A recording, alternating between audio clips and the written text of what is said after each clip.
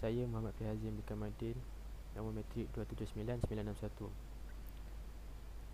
Pencemaran air bermaksud air yang tercemar yang mengalami perubahan dari segi kandungan, keadaan sehingga ia menjadi kurang sesuai atau tidak sesuai untuk digunakan. Selain itu, ia juga dapat didefinisikan sebagai kehadiran bahan fizikal, kimia atau biologi di dalam air dalam jumlah besar serta memberi kesan yang melebihi kadar yang ditanggung oleh organisma hidup. Air yang tercemar ni kita boleh tahu dia daripada bau dia yang busuk, rasa dia yang tidak enak dan juga warna dia yang kotor dan juga keruh. Air ini sama sekali tidak boleh digunakan untuk diminum, mandi ataupun juga mencuci. Asid merupakan bahan pencemaran yang paling berbahaya. Tercemar melalui sistem pembuangan terutamanya dari lombong, air pertanian dan juga operasi pengorikan. Kewujudan pandemik akibat pencemaran ini akan mengakibatkan hari demi hari kematian dan kepupusan organisma laut dan juga sungai. Situasi ini akan menimbulkan ancaman kepada kehidupan manusia yang bergantung kepada air untuk hidup. Pertamanya, kerana air ini ialah kelangsungan hidup manusia, dan keduanya ialah organisma laut dan sungai antara sumber makanan manusia. Selamat sejahtera kepada Dr. Zaiza. Nama saya ialah Chan Wai Yin, nombor metrik saya ialah 279971. Saya akan membentangkan bahagian metodologi dan puncak isu. Untuk bahagian metodologi, kajian kami menggunakan sumber laman sensawang. Kaedah ini digunakan dengan sepenuhnya kerana berlakunya wabak COVID-19. Wabak tersebut telah menyebabkan kegagalan kutipan data di lapangan. Untuk contoh sumber ialah akhbar online, artikel online dan buku online. Seterusnya, untuk bahagian puncak isu, kajian ini dijalankan untuk mengkaji pencemaran air di Malaysia yang sedang berlaku. Pada kebelakangan ini, banyak berita yang mengenai pencemaran air dipaparkan dan dilaporkan oleh media massa. Raja tersebut ialah Konsortium Data dan Maklumat Asas JPS 2019. Pada tahun 2008, sebanyak 58% sungai bersih dan 8% sungai tercemar. Manakala pada tahun 2017, sungai bersih telah diturunkan kepada 46% dan sungai tercemar telah meningkatkan kepada 11%. Contoh pencemaran pertama ialah pencemaran toksik sungai Kim Kim. Pencemaran tersebut berlaku pada 7 Mac 2019. Pencemaran tersebut telah mengejutkan seluruh rakyat Malaysia. Pencemaran tersebut disebabkan pembuangan sampah kimia haram di Sungai Kim Kim di Pasir Gudang di Johor. Sampah kimia tersebut telah mengeluarkan asap beracun yang telah meracuni 6,000 orang dan antaranya 2,075 telah dimasukkan ke hospital. Isu pencemaran kedua ialah pencemaran Sungai Selangor. Pencemaran tersebut berlaku pada 19 Oktober 2020. Dan pencemaran tersebut telah menyebabkan loji rawatan air Sungai Selangor terpaksa dihentikan tugas dengan segera. Dan perhentian tersebut menyebabkan gangguan bekalan air yang tidak berjadual. Gangguan tersebut telah menyebabkan 1.2 juta akaun atau hampir 5 juta pengguna di 1,292 kawasan di Kuala Lumpur, Petaling dan tempat-tempat lain tiada bekalan air. Dengan ini, pencemaran air di banyak tempat Malaysia telah mengakibatkan krisis air bersih dan isu pencemaran air telah hangat diperkatakan oleh media massa. Oleh itu, kumpulan kami telah menarik minat untuk mengkaji dengan lebih dalam tentang pencemaran air di Malaysia, contohnya faktor pencemaran dan kesan pencemaran. Pencemaran air juga adalah disebabkan oleh pelbagai faktor.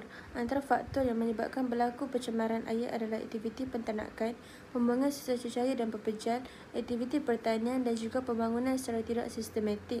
Faktor yang pertama adalah aktiviti pentanakan. Peternakan merupakan punca utama pencemaran air akibat daripada penghasilan najis dan sisa kotoran.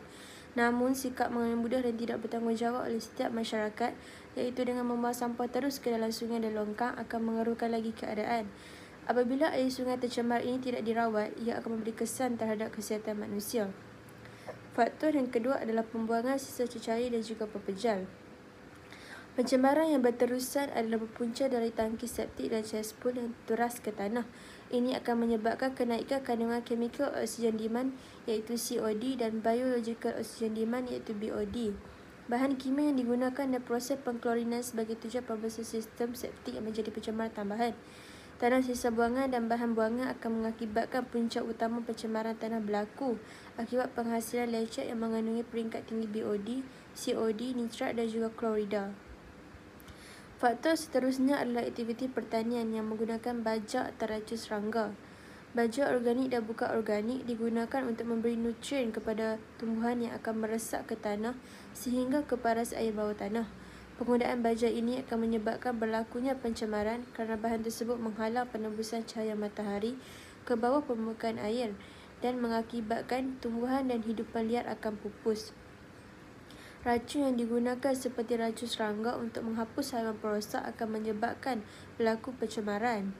Bahan kimia dari racun serangga ini akan tergradasi melalui pelbagai mekanisme apabila ia digunakan pada tanah dan dibuang ke tempat pembuangan sampah. Namun, sebatian utama dan sebatian lain akan kekal lama dan memberi impak kepada tanah dan juga air bawah tanah. Akhir sekali, faktor yang menyebabkan berlaku pencemaran air adalah pembangunan secara tidak sistematik. Pihak kerajaan atau pihak swasta perlu memikirkan dengan lebih mendalam kesan-kesan negatif yang akan berlaku kepada alam sekitar apabila merancang untuk membangunkan satu kawasan. Kesan daripada projek-projek pembangunan, pencemaran air boleh terjadi terutamanya ketika waktu hujan. Tanah lapang yang dibersihkan daripada projek tersebut, iaitu tanah merah, akan mengalir terus ke dalam laut atau sungai yang berdekatan semasa turunnya hujan. Oleh itu, ini akan menjejaskan tahap kualiti air. Selamat sejahtera doktor dan rakan sekalian. Sekarang saya akan membincangkan tentang kesan pencemaran air terhadap nasionalisme dan patriotisme.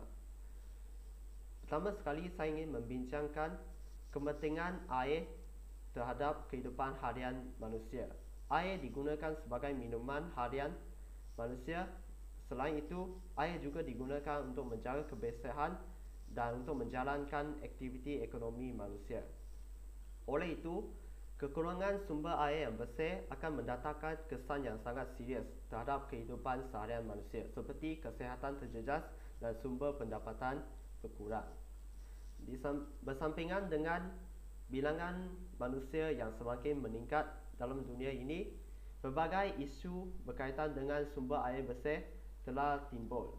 Oleh itu, pada tahun 1977, sebuah mesyuarat yang dikenali sebagai United Nations Water Conference telah diadakan untuk membincangkan isu-isu tentang sumber air di dunia. Dalam perbincangan ini telah menentukan bahawa adalah hak manusia untuk memperolehi sumber air bersih yang mencukupi untuk kehidupan seharian. Malaysia merupakan salah satu negara yang telah mengambil bahagian dalam mesyuarat ini dan bersetuju dengan hujah di atas. Dengan ini, kerajaan Malaysia mengiktirafkan bahawa rakyat Malaysia mempunyai hak untuk memperolehi sumber air bersih yang mencukupi dalam kehidupan seharian dan kerajaan Malaysia bertanggungjawab untuk membekalkan sumber air itu. Dengan ini, pembekalan sumber air yang bersih telah menjadi satu isu yang akan mempengaruhi semangat nasionalisme dan patriotisme rakyat kerana ini merupakan hak mereka. Tetapi pencemaran air telah menjejaskan pembekalan sumber air bersih yang mencukupi oleh kerajaan kepada rakyat kerana ini menyebabkan kehidupan seharian rakyat terjejas dan rakyat akan berasa marah dan kecewa terhadap kerajaan dan negara kerana mereka berasa bahawa hak mereka telah diabaikan. Emosi-emosi negatif seperti ini akan menyebabkan semangat nasionalisme dan patriotisme dalam kalangan rakyat merosot. Sekian, terima kasih. Kesan terhadap pembinaan negara dan bangsa. Konsep negara dan bangsa ini telah lama diterapkan oleh pemerintah terdahulu sehinggalah ke hari ini. Negara merujuk kepada politik dan geopolitik, manakala bangsa pula merujuk kepada entiti budaya dan etnik. Pencemaran air menjadikan masyarakat hidup dalam keadaan yang tidak selesa kerana air merupakan kegunaan seharian yang penting. Antara masalah dalam politik kerana sebagai seorang yang dipilih oleh masyarakat untuk memerintah, seseorang itu haruslah bertanggungjawab menyelesaikan masalah dan kesulitan yang dihadapi oleh masyarakat. Jika pemerintah tidak dapat menyelesaikan masalah yang diadukan oleh masyarakat, masyarakat akan mula membuat bantahan tentang pemerintah yang dijalankan. Oleh itu, politik akan terganggu. Seterusnya, pencemaran air akan menyebabkan masyarakat hilang pendapatan harian, khususnya yang bekerja sebagai nelayan. kerana hasil laut dan sungai merupakan punca pendapatan terhadap nelayan. Pencemaran air akan menyebabkan ikan, udang, kerang, siput, sotong dan ketam yang menjadi sumber tangkapan utama nelayan semakin berkurangan. Oleh itu, pendapatan nelayan akan berkurang. Untuk bahagian kesimpulan, sumber air amat penting terhadap semua hidupan bagi meneruskan kehidupan seharian. Dengan ini, sekiranya berlaku pencemaran air, ia akan memberikan banyak kesan kepada kita. Contohnya, penyakit bawahan air yang tercemar. Akhir sekali, daripada laporan yang kami kaji, pencemaran air memang menjadikan isu penting dari tahun ke tahun dan penyelesaiannya memerlukan kesedaran bersama oleh semua pihak. Sekian, terima kasih.